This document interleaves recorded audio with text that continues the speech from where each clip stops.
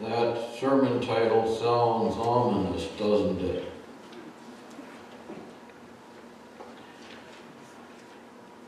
A faith for the tough times.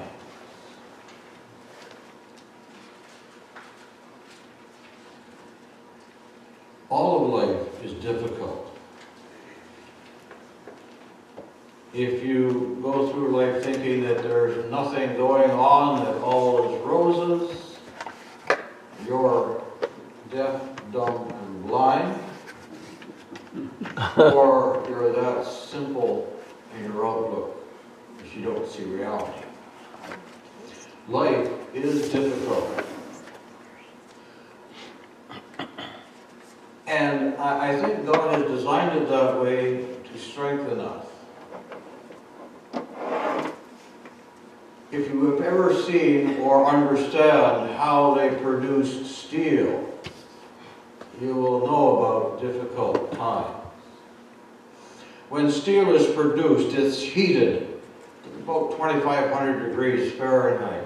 It's glowing white hot. The materials are white hot, and all the stuff that's in that mix that doesn't need to be there comes to the surface, and they throw extra bags of things in to bring it up. They do that beside the blast furnace.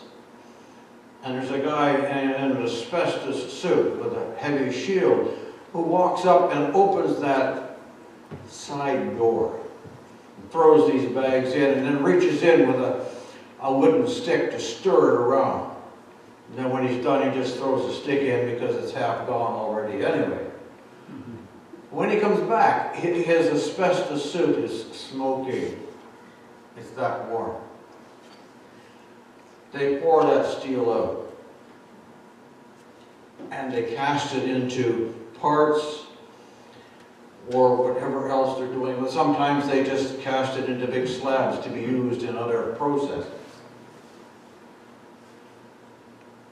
And then when they make a knife or something else with a cutting surface, they heat that stuff up again, and they pound the living daylights out of it, and then they heat it some more, and then they stick it quick in the water and cool it down.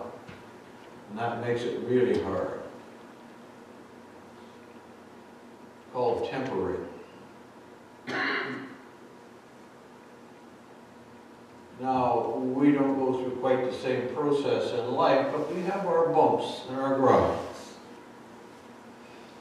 And so the question is, can you and I live the Christian life?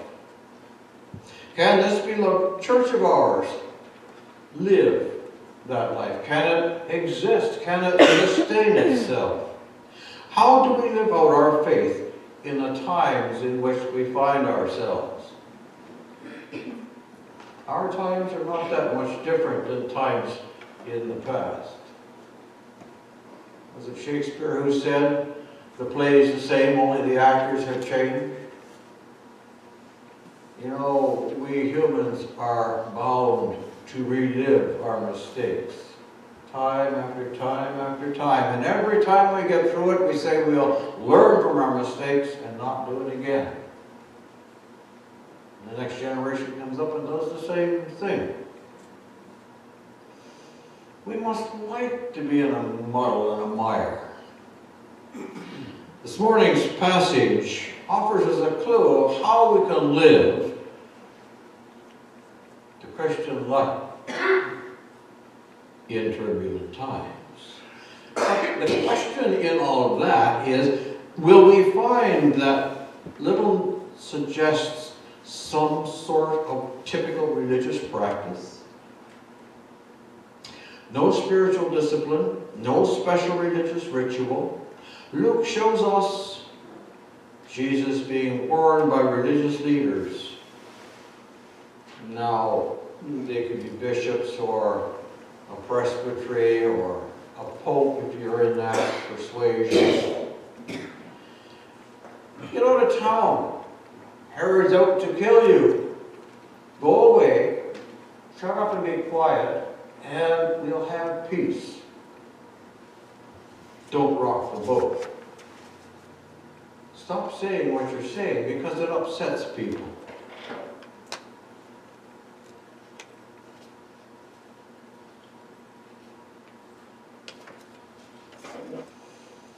Did the warnings want him to stick to his guns but quiet down?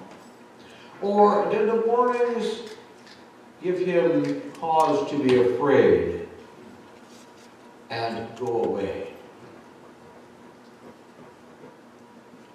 We're not sure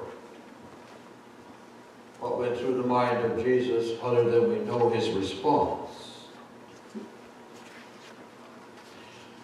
The placing of those words gives us as humans that anxiety, that fight or flight feeling.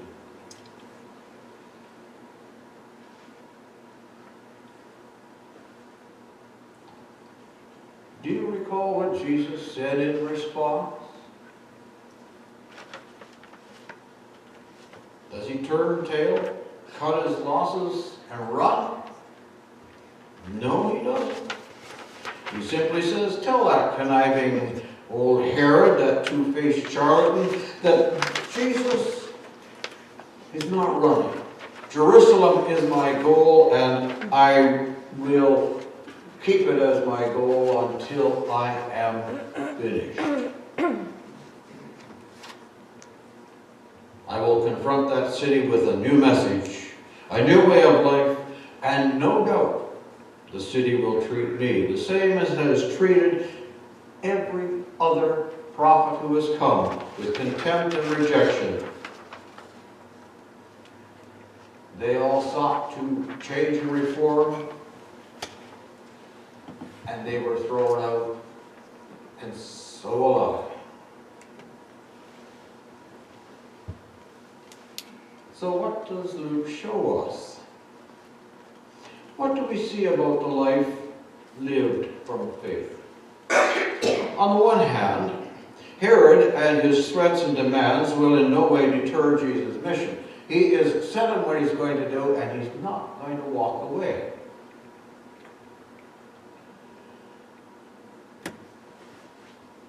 On the other hand, we see a God who remains loyal to us through everything, who amid all our trouble and failure wants nothing more than to gather us in order to save us. Our loyalty to God and God's loyalty to us, the grounds for faith in tough times. Our loyalty to God, God's loyalty to us, is the formula for faith through tough times. Now, if you'd happen to go to sleep, you've got the message. But I'd like you to stay awake because I got one or two more things to say. Faith, then, is our loyalty to God. A basic question coming out of this: where do our loyalties lie?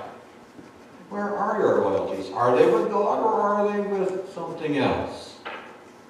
Who makes the greatest claim on our lives? What finally do we worship? Innocent questions, aren't they? But what do you worship? Who has a claim on your life? Many things and people in whom we place our confidence and trust. We place our confidence and trust in our bloodline. Well, my ancestors were great people, leaders in the community. Our credentials: I have got 5 degrees from 5 different universities, and I'm working on a 6th from another one. I've got all kinds of money stored up in the bank. I drive the biggest, fastest, best car that costs the most of anybody. And the wife says, well, my jewelry box is filled with more jewels than anyone else. I've got more diamonds of larger size than anyone else.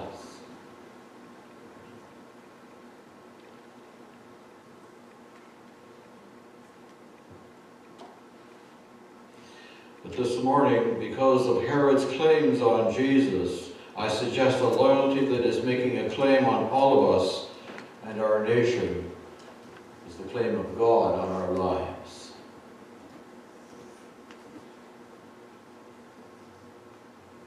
We need to be wary of confusing, as the Herods of this world always do. We know about confusing statements, don't we? We need to be wary of those confusing statements which those in power define as national interest with the will of God. It's in the national interest that we do this or that. But is it the will of God that we do this or that? I caution us against identifying any privileged status with the favor of Almighty God. Our faith enables us to avoid the trap in two ways. It insists that God be God. Let God be God. Don't try to tell God what to do. You can't. Let God be God. And our entire human constructs, all of them, everything that we construct around ourselves, are frail, are finite, and conditioned by the moment, by the times, the perspective, and the interests of those who design those constructs. What we make, what we decide, and what we speculate are not God. And to claim to be a Christian frequently bears the presumption that we creatures dare seldom assert. Bishop Tutu has it this way, and it's the best way, I think. You are not God. He said to those South African leaders claiming God for racial oppression, you are not God. You are just ordinary human beings. Maybe you have not or have a lot of power. For now, maybe you do. But watch out.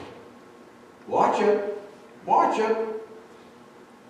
Power doesn't last forever. Notwithstanding our resistance to the nationalistic claims of the Herods of this world, we do hear the prophetic words of Israel and Jesus as well.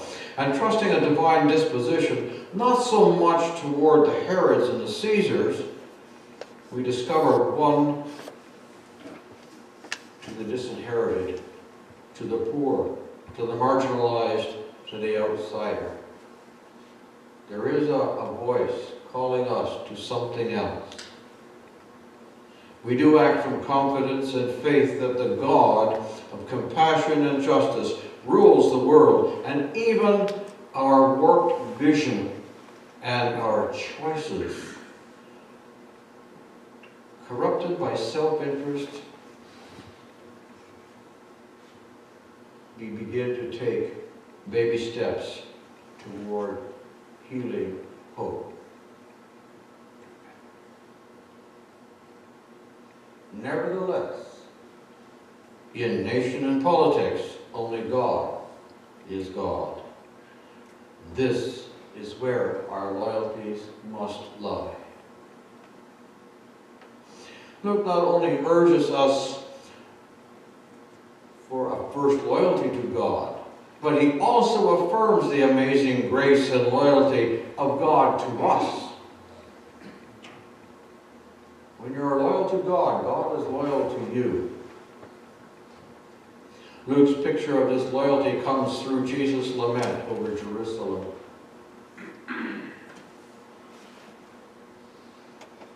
Jerusalem, Jerusalem, you have treated your prophets with shame, disgust, and yet God loves you. Oh, Jerusalem. Many years ago, a story came to light after a fire had destroyed many acres of land and buildings, and among them, there was one that the firefighters were checking. You know, when a fire is out, they always go looking for hot spots, especially when forests and bush is burning and has burned. There's always a hot spot that they don't see. It doesn't smoke. It's glowing underneath, but there's enough ash to keep the smoke from getting up. So they go and they disturb the top of the ground to see where the hot spots are and cool them down. Well, they were searching this house and around it, and they came across this pile of stuff, and it was smoldering. One of the firefighters put his boot to it and kicked it aside. And when he kicked it aside, it was the piece on top that was smoldering, but underneath were a little brood of yellow baby chickens. And they discovered that that lump that was smoldering was their mother, who gathered them under her wings to protect them. She'd given her life to save her chicks. Just as God gathers his children under his wings to protect us from all that is evil in the world. And he went as far to give the life of his Son to save us.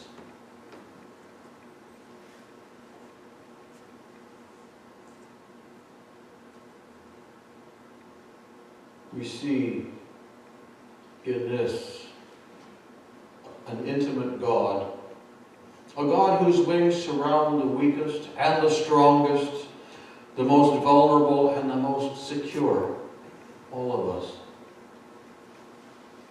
to protect us and keep us safe from the evil that is there.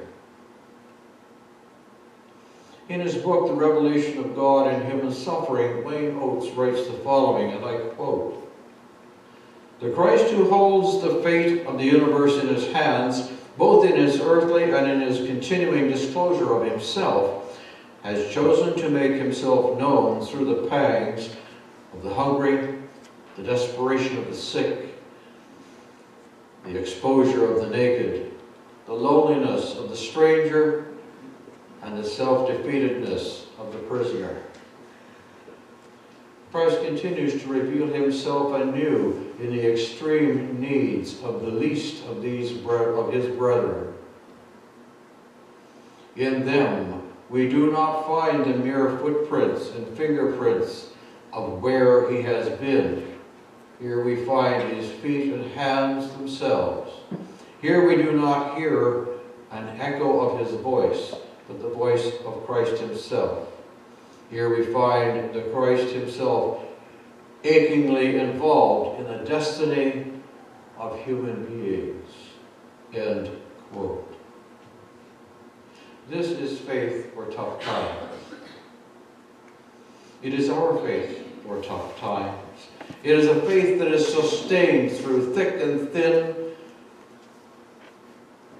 pinning its loyalty on a sovereign God, betting its life on the intimate God, like the God who gathers his flock under his wings as the hen does to protect her brood. So God gathers us to protect us.